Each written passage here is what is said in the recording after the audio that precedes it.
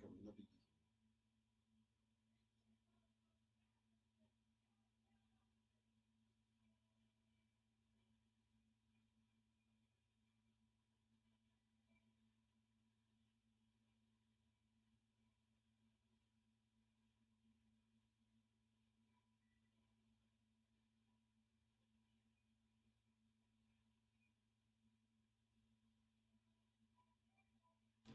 I'm gonna check out every video.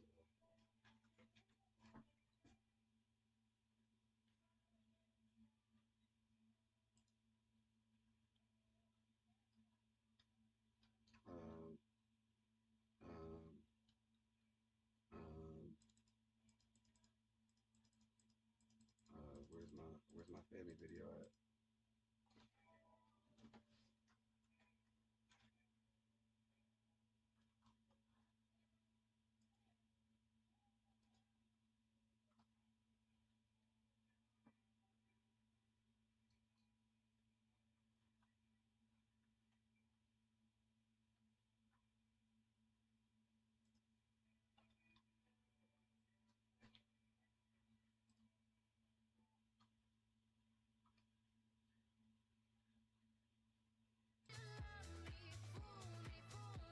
It's a new family video.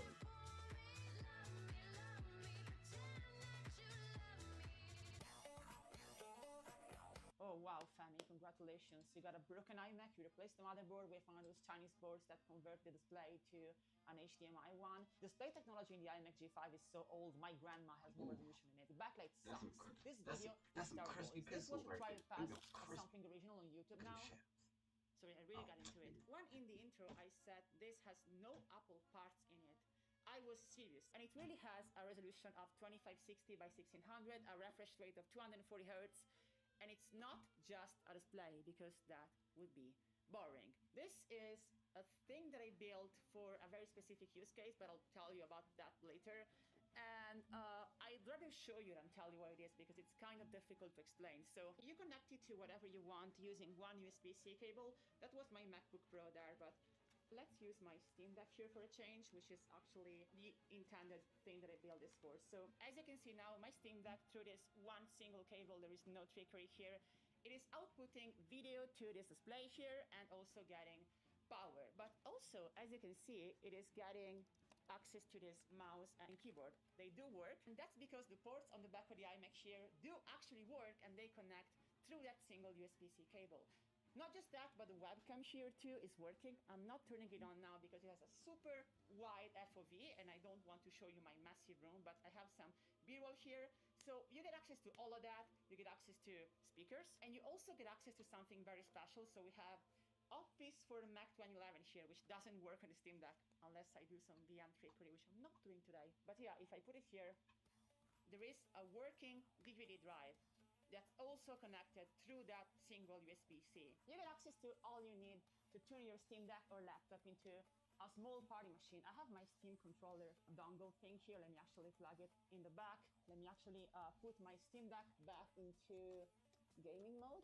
Very often when I hang out with my friends, we want to play some party games or something like Mario Kart, which I never ever would emulate on my Steam Deck. I would never do that. And we pretty often would like to have a fast way to get a bigger screen to actually see what we're doing and something that can instantly let us connect controllers to my Steam Deck and just play stuff. This is precisely that. It's basically the best hidden sleeper party machine that I could ever build. I really vibe with the aesthetic of the iMac G5, but right now they are very useless machines. So I wanted to build like a sort of scene prop that also is functionally something that I can use when I am doing stuff. So I can actually display stuff on here very easily. And I haven't told you the best part. So let me actually unplug this. Right now this was plugged to the wall using a charger, but I am European, as you can clearly tell from my hair and my accent, which means that of course I designed this to be fully USB-C compliant. This is a full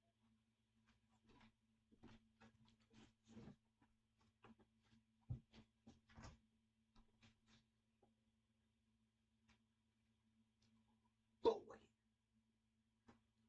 boy, you flexed so hard right now.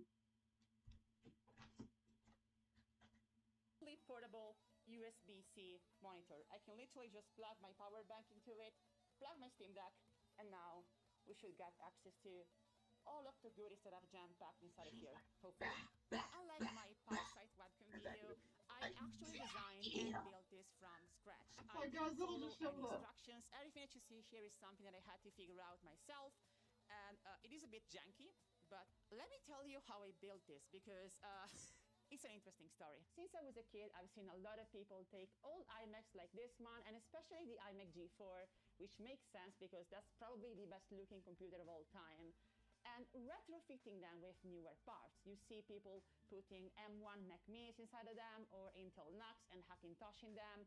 But the design of this iMac is iconic even after 20 years. This panel is not. The iMac G5 and its successor, the white Intel iMac, came in various different sizes. I think the 17 inches one is the best candidate for modding because 17 inches is small enough to let me retrofit a new laptop panel. I can go to a website like panellook.com and find a panel that is exactly the same size and aspect ratio as the original one, but with double the resolution, double the refresh rate, or even 4 times the refresh rate, newer backlight technology, and way double the refresh rate, or even 4 times the refresh rate, newer backlight technology, and way thinner of a body. And that's exactly what I did. I bought this BOE display for about 80 euros. You might have seen it in my last video. I was using it there. And after buying a display board, actually 3 of them, I had to figure out which one was the best one. I can adapt its embedded DisplayPort connector, which is meant for laptops, to basically anything. And in this case, I went for USB-C DisplayPort Alt. After doing some digging, I managed to get the perfect specimen, the perfect guinea pig to work on,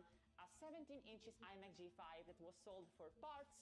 And by for parts, I mean everything was removed from it except for the housing, like the physical case, and the panel. This panel right here. That was perfect for me because if I screw something up, I wouldn't end up killing a working iMac.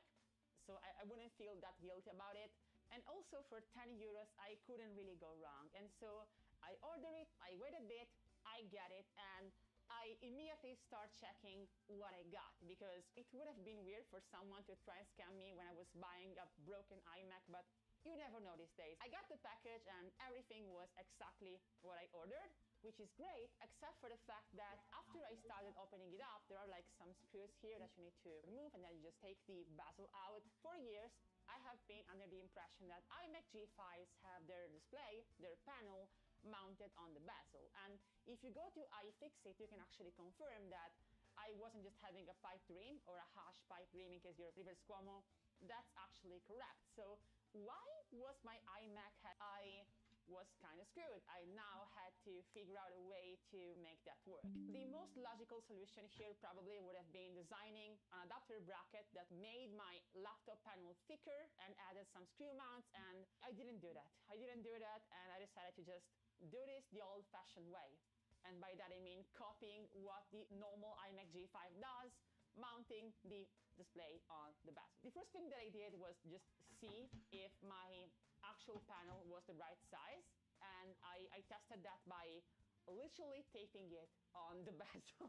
And it worked, okay. Nothing caught on fire, the panel is precisely the same size as this original piece of trash, and so for a brief second there, I could enjoy the pleasure of taking a look at what I could eventually build. And now it was time to build it. So I'm gonna show you everything that I did. Editor Femi, bring me a dream, give me the best B-roll that I've ever seen. Because this camera angle is kinda weird, and I don't even know what I am doing. So after you remove those screws there, you just have to basically take out this bezel here. There are 2 metal clamps here on the top that I removed. You shouldn't remove them, but I removed them. This is not coming out. Yeah, I forgot a screw. So this is one of the weird ones too, because Apple really wants to make my life difficult for no reason. And I also got the wrong bit now. There are so many bits here. Looks like a Nintendo 64 commercial. All right, so you go here, you go here. Let me show you what I cooked. There are several cables here that are sandwiched between the screen and everything else, and I gotta disconnect them. So my solution for mounting the panel on the bezel has been a Combination of a lot of stuff. First and foremost, a lot of electrical tape, but I didn't want this to be like the thing keeping everything together, because you should never rely on tape too much, because if it's too hot or too cold, like Katy Perry, it loses its stickiness. So yeah, never use that for like permanent mounting. Here, I basically use it for like lining everything up, but the real sauce here, the thing keeping everything together, is this plastic backplate that, by using some magnetic tape here and some here, basically holds everything in place using magnets. This magnetic tape is meant for like curtains, but yeah, I just put some here, and it's basically keeping everything close together, pressed together, to avoid the panel popping out. It took me 3 attempts to design a backplate that would not only fit, with some innocent plastic being sacrificed in the process, but also to figure out where to split the plastic parts, since I can't print this backplate in one piece in either of my home printers. I have an A1 and an A1 Mini, and both of them can't print this entire piece in one go. For some reason, the first time around, I really wanted to use my A1 Mini instead of my full-size A1. And the Bamboo A1 Mini has a smaller bed compared to the A1. So I had to make like super small parts. And I didn't really think this through. I was basically ending up with the fucking Breaking Bad plate scene, having to like glue the parts at the edges with no contact surface. Second version was way better, and I actually designed a real proper way to join the parts by using some super strong double-sided tape that came with a user manual for some reason. But I made this one too wide, so the iMac wouldn't close, and after making a third version, trimming the sides, I managed to make it work finally. If you're wondering why it has this peculiar shape, that's because we also had here a working webcam. I got a USB webcam module from AliExpress. It's not the best, but it's acceptable and it fits perfectly here, and I just taped that one down. I didn't bother building anything fancy for that, but what I did bother building something fancy for are the speakers here. Let me actually put this back, and while I put this back, small story time to tell you about the speakers here, because you might be wondering, what are those speakers and why are they so small? Why are they mounted that way? There's this display board right here that I use to control the laptop panel. This is one of 3 boards that I bought, and it's the only one that turns on automatically when you plug in a cable. And that's important because I always meant this board to stay inside, so the user wouldn't have access to the buttons to turn the monitor on. Now, this board right here is perfectly fine for handling video. However, when you're building a display inside of an iMac housing, you also want audio. You want to be able to have some speakers built in, because it would be weird to not have them. It wouldn't be convincing. So it has this connector right here that on this board is unmarked, but on the other 2 boards that I got, they have the same connector, and there it is marked as speaker connector. After checking the AliExpress listing again, they were talking about this as a 2-watt speaker interface, which doesn't really help me figure out whatever cable goes here. But after using Google Lens, I managed to figure out that this was a PH 1.25 connector, and after searching that on AliExpress, I managed to find some speakers specifically made for these kinds of boards using this connector, and they do work. I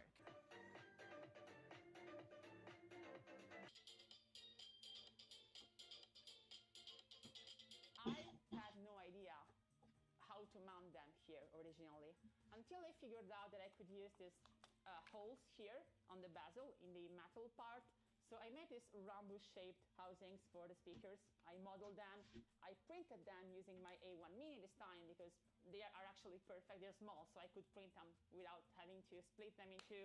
Please never do this. They do work, but their quality stinks. They're not good speakers. But they're speakers. They're stereo, and they work. So that's how I mounted the display to the front bezel. It's a mess, okay? Don't get me wrong. This is not how you should do stuff, but it works. And effectively, we just have 2 cables that connect the back that we're going to talk about in a second to the front here. This webcam one and the display one. And I'm actually happy with how this turned out. It's not super clean, it's not like perfect, but it works, and it's not like you're going to notice it when everything is closed, unless you have X-ray vision, in which case you're probably Superman. It is now time to talk about this f***ing thing. But before we do that, let me take a second to talk about today's sponsor, Bamboo Lab. You might might be rightfully wondering, Femi, what is this background? Why are you standing in a kitchenette? And the reason is that this door right here is only working thanks to my Bamboo A1 mini printer. That's a weird story. Basically, this door has been here since forever, and it's a very cheap plastic door. It's working using some hooks here on the top that eventually, after years of use, got destroyed, and I couldn't find any replacements for them. They were like completely impossible to find. And so I just took one of the hooks that still worked, one of the plastic hooks. I recreated it in 3D, and I just printed it in PETG with my A1 Mini, and now I have a working door. Here I have a mini ITX case that I'm building for my NAS. This was actually a project by a fellow YouTuber that I downloaded. I modified this using Bamboo Slicer to have a window in the front for a USB screen. But then I decided I'm not going to use a USB screen, so I'm also now printing a different front plate for it, which has a fake logo that I'm printing using the multiple colors print feature of the AMS Lite. And yeah, I'm a total newbie when it comes to 3D printing, but I love my Bamboo printers. They just work like appliances. It's extremely easy to use them. I don't have to think about leveling the bed manually or anything like that. The printer does everything for me.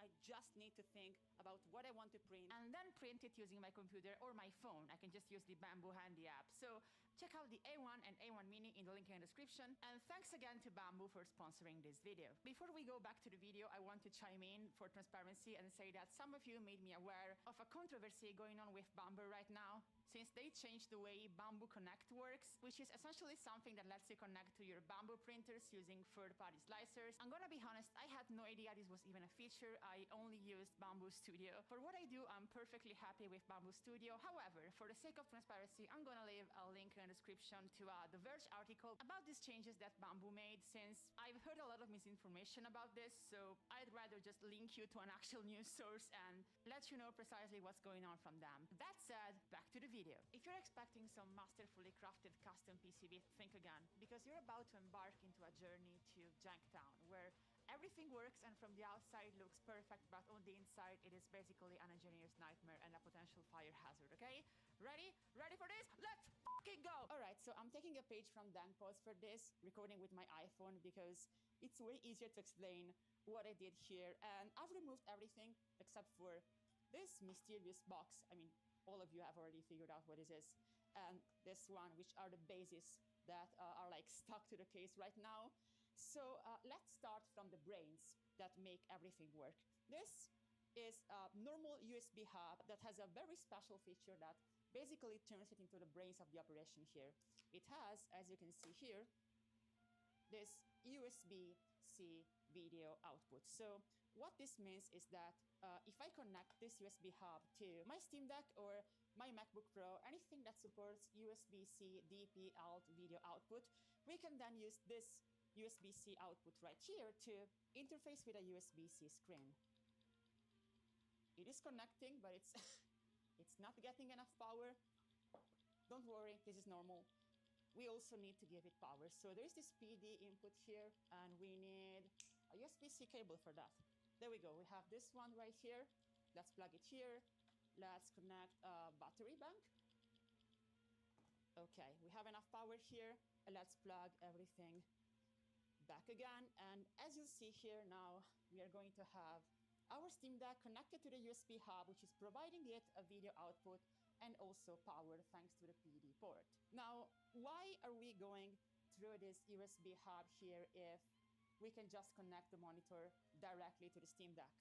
The reason is that I don't just want to get video output here, I also want all of the ports here on the back of the iMac to work, and that's what the USB-C hub is supposed to do here. The ideal solution here would have been designing a custom PCB board that is emulating the Mac's motherboard, fitting every single hole here perfectly, but right now I don't know how to design custom PCBs, so like country girls, I make do. And my extremely brain-dead solution is using USB extenders and splitters. I have a bunch of them right here, and I'll explain what we're going to do with them. But yeah, essentially I just put a lot of extension cables here, trying to make them fit perfectly in the holes on the back of the iMac. And after cutting the external rubber on some of them, or straight up fucking up some others, I managed to sort of make it work.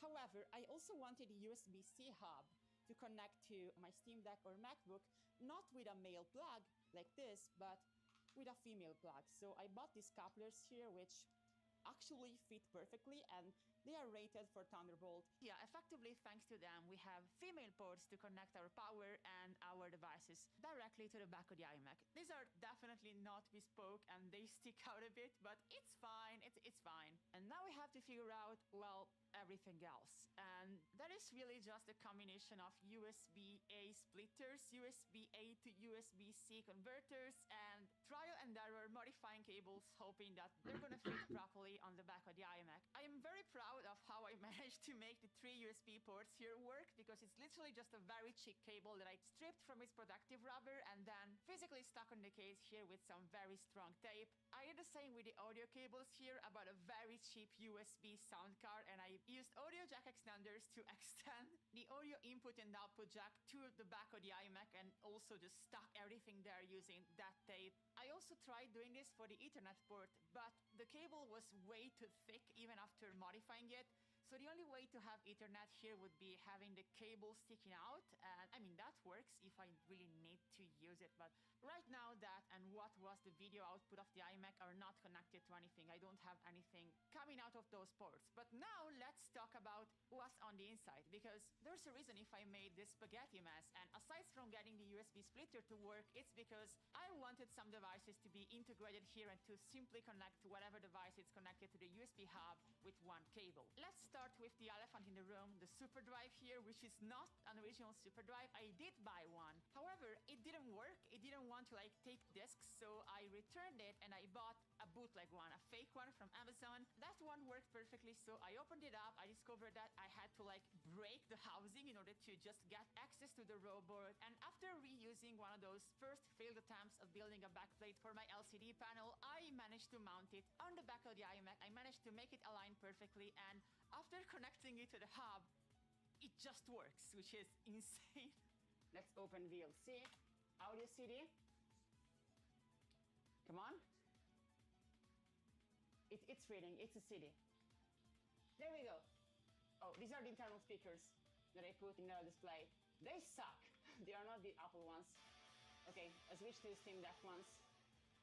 But yeah, we have a working CD drive here too. The webcam from the front bezel, of course, also connects to the hub. That is pretty straightforward. But the thing that I'm most proud of here, that I managed to connect to this and get it to work, is the FLIRC dongle, which is the small dongle right here that lets me use infrared remotes with this FemiMac. The iMac G5 originally shipped with the Apple remote, the first gen one. I have this one new in box that we're going to open today. We're going to make it non-collectible. This is extremely challenging to open for some reason. After replacing the dead batteries, which were here for 20 years now, with some that I stole from a Zigbee button, and setting up the remote using the FLIRC app. This is not sponsored by FLIRC, by the way. I just really like their dongles. I can use this Apple remote with whatever is connected to this monitor iMac thing, FemiMac. Also, since we are recording our own infrared signals, we can literally use any remote we want. We are not limited to the Apple remote. So you can literally take your AC remote and use that. I don't know why you would do that, but it works. The iMac is specifically designed to accommodate for infrared signals because it has a translucent part in the bezel here, which is where the original infrared module will sit. I've just taped my FLIRC dongle to sort of point there from the inside, and it works. This is super janky on the inside, but from the outside, it's totally slick. Also, since the USB hub actually comes with a built-in microSD card reader, I put a 0.5 GB microSD inside of it, which gives me a lot of space for my Steam games. It's not super fast, but it's fast enough for a lot of games, and especially retro games and party games, which is why I built this entire thing in the first place. You know that photo of Steve Jobs hugging an iMac like this? Yeah, I kinda get it now, because after spending 2 weeks building this and tailoring it to my specific needs, I've been using it a lot and I've been loving it. However, I have to, of course, accept that it's not perfect and that I could make it way better. It's just that I've never worked on something like this, hardware modding, retrofitting from scratch before, so this has been a learning experience, and there's a lot of stuff that I could improve here, from how I mounted the ports on the back here, because the tape is working and it's holding everything in place, but it's kind of wiggly, it's kind of janky. What I mean by jankiness, for example, in this setup is that if I disconnect the power from the display now, okay, and then I plug it back, even though it starts getting power again, it makes this ticking bomb sound every time. But yeah, it's powered now again. However, as you can see, we got no video output because every time you plug something to this monitor, you have to remember you need to first plug the power cable in, and then only after you do that, plug the data cable to your device. It's weird, but I don't know if the problem here lays in the display board or the USB hub. There is a problem with the handshake where, like, if I don't plug the power in first, then the display can't even like recognize that something has been plugged in. It's weird. Also, another thing you gotta keep in mind when you're using this is that it uses a lot of power. So if you want to plug a battery bank, you gotta have a pretty beefy battery bank. In this case, I am using a 20 volts one. It's like USB, PD rated and everything, and it works fine. One very peculiar problem is that the USB-C couplers, decouplers, however they're named, the male to female things here that I'm using to convert the cables into ports, only work on one side, which is not normal. But the most important problems here are actually related to the USB hub that I'm using, because so this is working pretty much perfectly with my Steam Deck, with my phone. When it comes to my MacBook, sometimes it doesn't like some stuff that is plugged inside of here. For example, the DVD drive doesn't work pretty often. I don't know why. It's working with my Steam Deck. It's not working with my MacBook. However, that already happened with other devices. My MacBook is kind of moody when it comes to what USB-C stuff I'm plugging into it. So maybe it's a MacBook problem. By far, the biggest problem that I have with this was with my Windows computer, because even though it supports USB-C DP-out output, it is not providing the USB hub and the monitor with enough power. I think that's because it doesn't expect like a full-on USB hub connected to a video port. That said, I actually love this. I'm using it super often, and I'm looking forward to have this as part of my like video set in the background displaying stuff, because it has this like perfect Y2K aesthetic, and now it's also got modern hardware, so I am extremely happy with what I designed and made here. In order to complete the look here, I've actually bought this Apple USB keyboard that was originally shipped with the iMac, so that's actually its keyboard. This was actually meant to go with this computer, and even though it's a membrane keyboard, it's a pretty good membrane keyboard. I could happily live with that, honestly. What I couldn't live with at all is actually the mouse. It's got no right-click button because Apple used to be like that. It's also like extremely slow, it's not good. What the hell is happening now? Okay. Yeah, so I would suggest you get a proper mouse. I just wanted to get this one because, like, to complete the look here, I needed one, okay? I couldn't really avoid it, but if you're actually planning on using this daily, please get a decent mouse.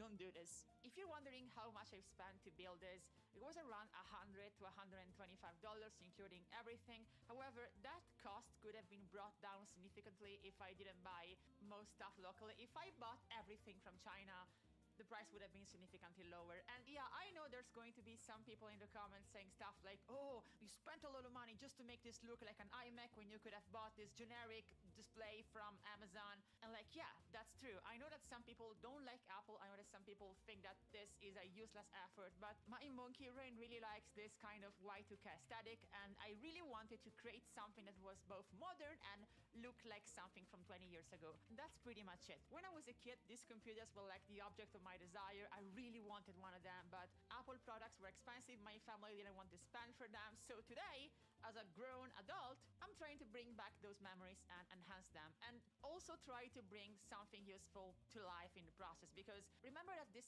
iMac, if I didn't buy it, was destined for the landfill. So I actually turned something that would have been waste into something very cool, and that's going to be a part of my set from now on. Also, about all of the jankiness, you have to keep in mind this is the first time I try to build anything like this from scratch without any instructions, and going forward I would like to learn how to actually design PCBs, because it would make projects like this look way cleaner, and it would spare me having all of these weird issues with like USB-C that are probably also connected to how much I am straining the hub here. That's something that I can't ignore. That said, going forward, there is one thing that I really would like to build, and it's still based on an iMac, but it would be the G4, because this looks so good. And that would be retrofitting an old iMac G4 with modern computer hardware. And I was actually thinking about like putting a framework motherboard inside of the computer. If you don't know framework, they make computers that are repairable and upgradable, and they also sell the individual parts for repairs and also just like for DIY projects like this ones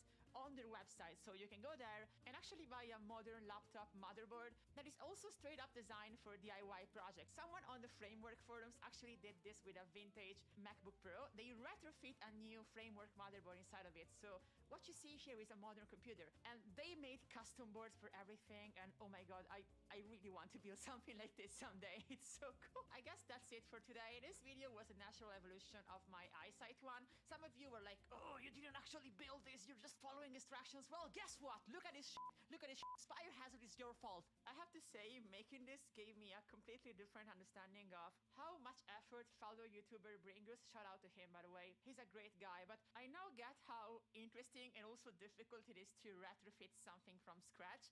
But it's also very addicting and rewarding, so there is also that side. And also considering his aid for physical media and the fact that I literally went out of my way to put a DVD drive inside of this iMac thing, I guess I'm canonically his enemy now. I didn't want to be his enemy, okay? I'm sorry.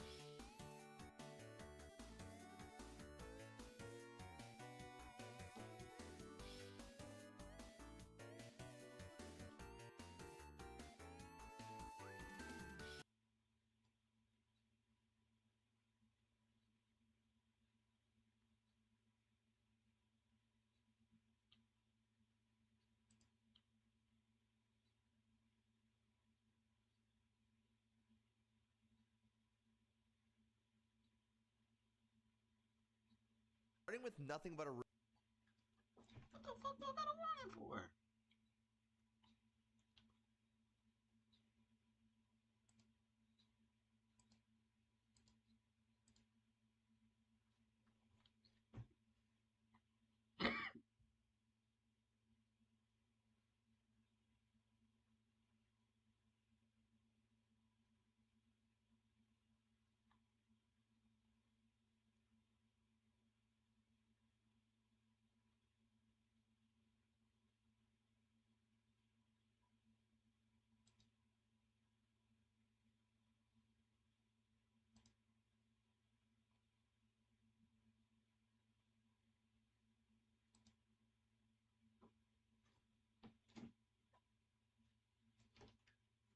I don't really like City Girl.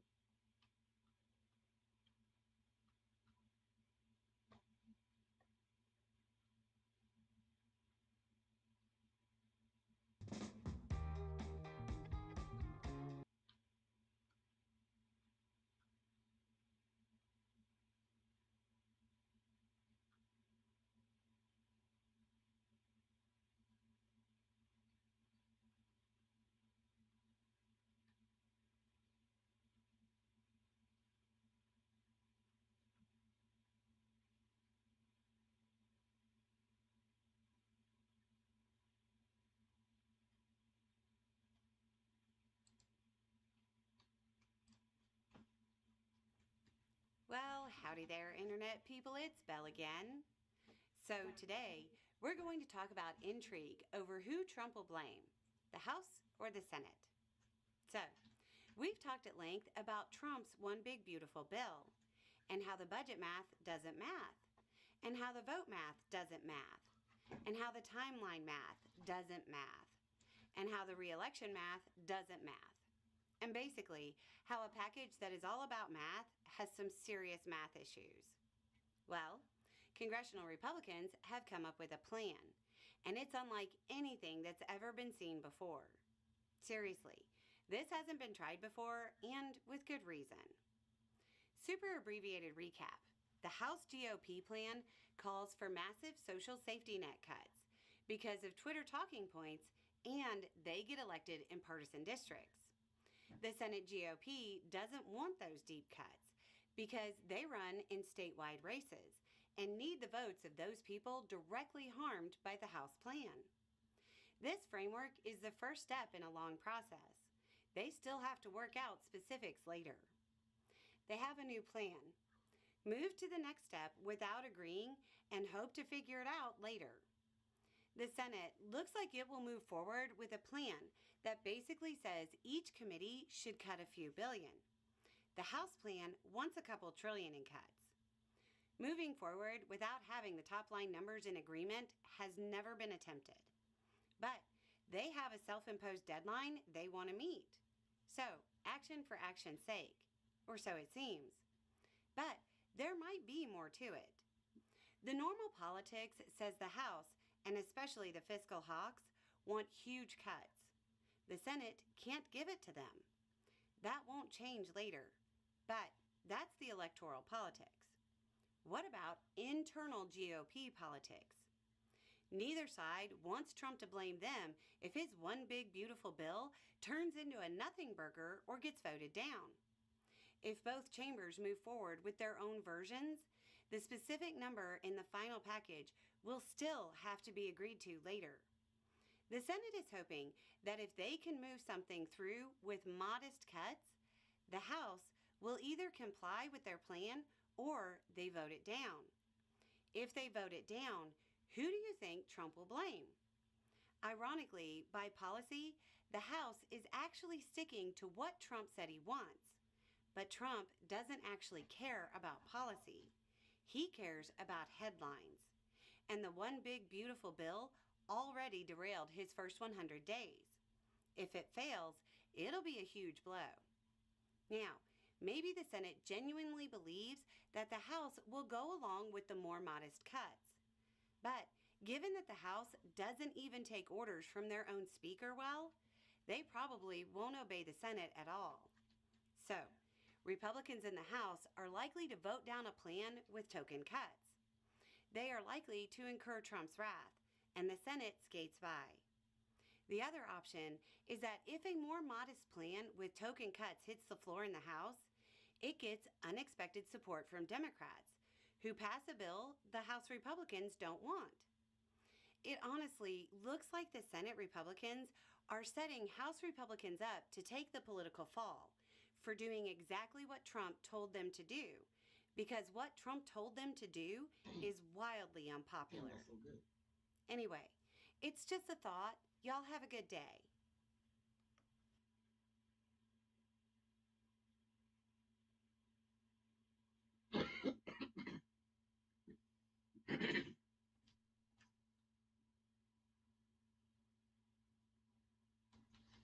Whew. Whew. Damn, that's a really good joke, E.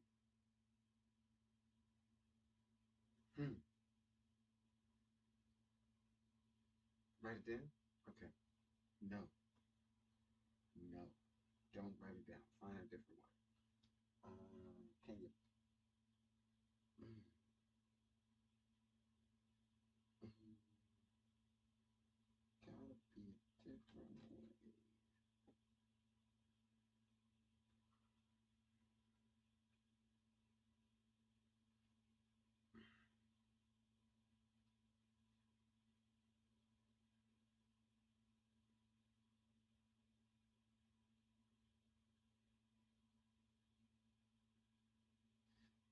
I got it.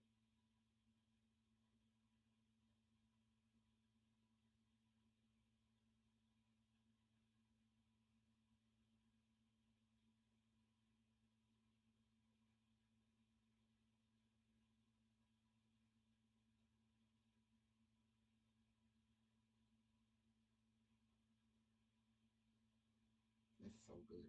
Like, but I want to say I got a better one. I want to say I got a better. I want to say I do. I'm certain I got a better. Matter of fact, I'm certain I got a system. That's a better one. I'm certain I got a system that creates infinitely more better ones.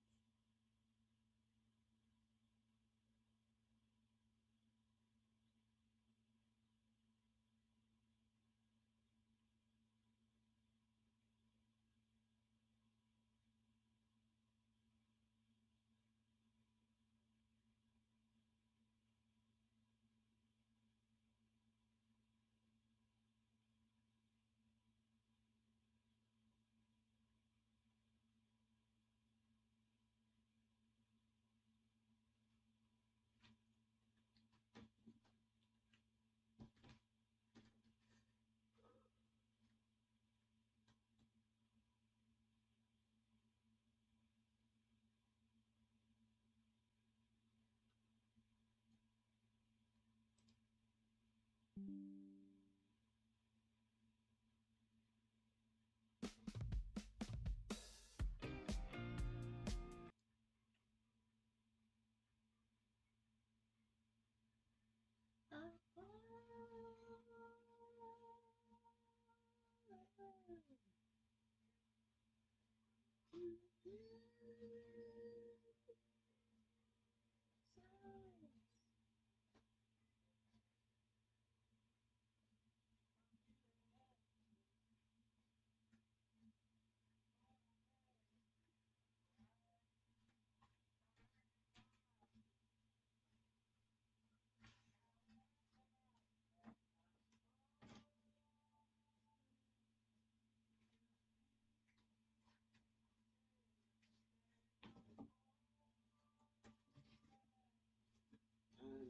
it. It's just all I need.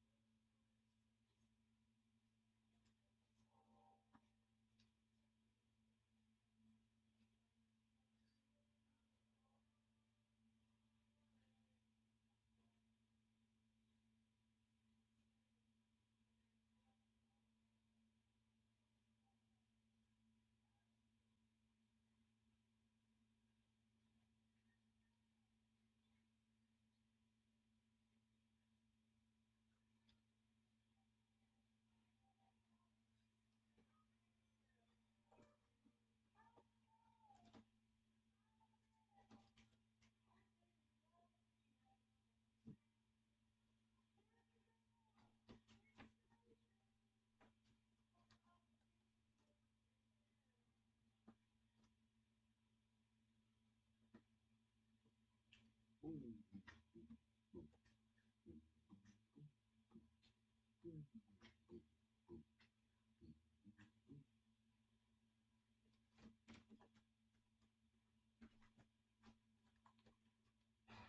That's a deep non-level 4 right there. I've never seen it.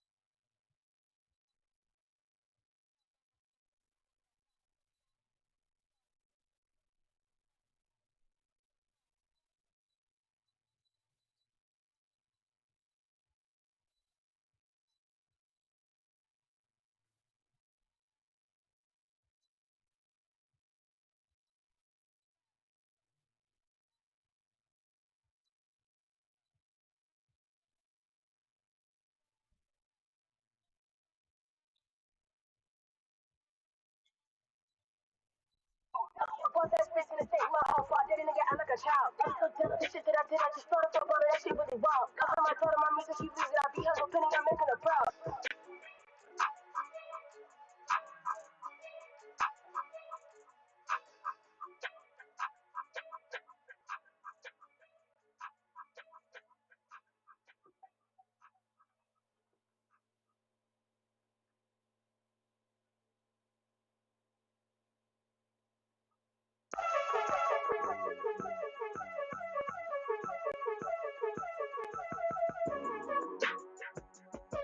Gotta find my joint up for this bitch. I mentioned.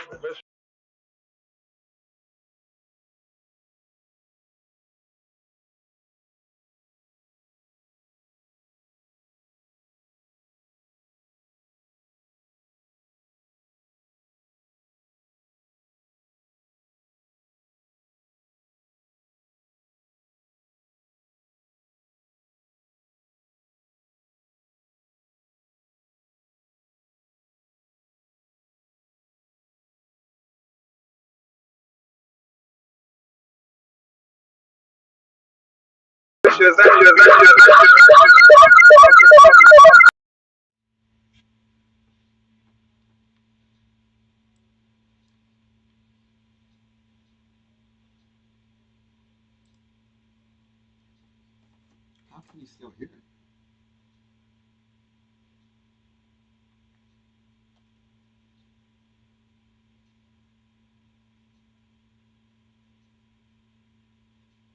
Oh, that's the echo. Okay, I think I got it. Hey, hey, hey, hey, hey.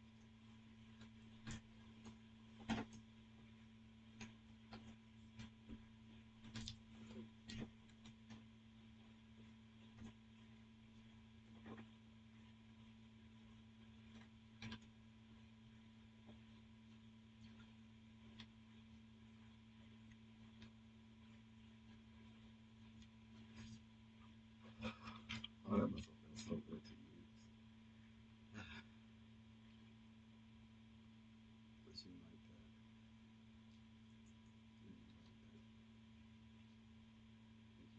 If you like that. If you like that. If you like that. They said again.